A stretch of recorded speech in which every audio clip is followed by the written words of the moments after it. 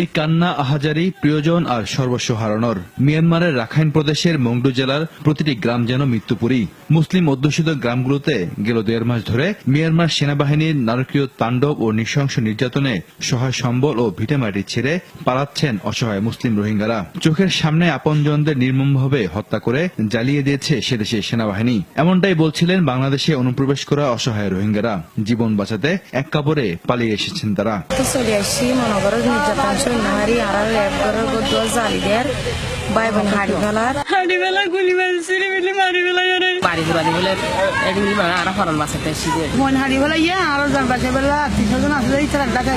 বাংলাদেশে অনুপ্রবেশ সম্পূর্ণ নিষিদ্ধ থাকলেও দালালের সহযোগিতায় বিভিন্ন ফাঁক গলিয়ে বান্দরবান সীমান্ত দিয়ে এদেশে অনুপ্রবেশ করছে নির্যাতিত রোহিঙ্গারা। অনুপ্রবেশের পর আগে থেকে বাস করা রোহিঙ্গাদের সঙ্গে মিশে যাচ্ছেন তারা।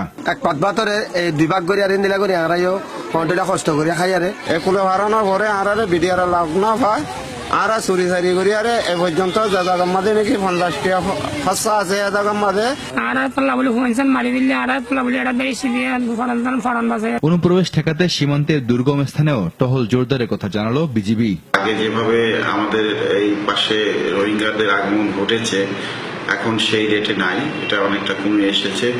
বর্ডার একেবারে সিল করা সম্ভব না, বাট আমরা চেষ্টা করছি যাতে ওই পাশ থেকে অবৈধভাবে কেউ না আসতে পারে। রোহিঙ্গাদের উপর নির্যাতন বন্ধে মিয়ানমারের উপর দ্রুত আন্তর্জাতিকভাবে চাপ প্রয়োগ করা উচিত বলে মনে করেন সংশ্লিষ্টরা।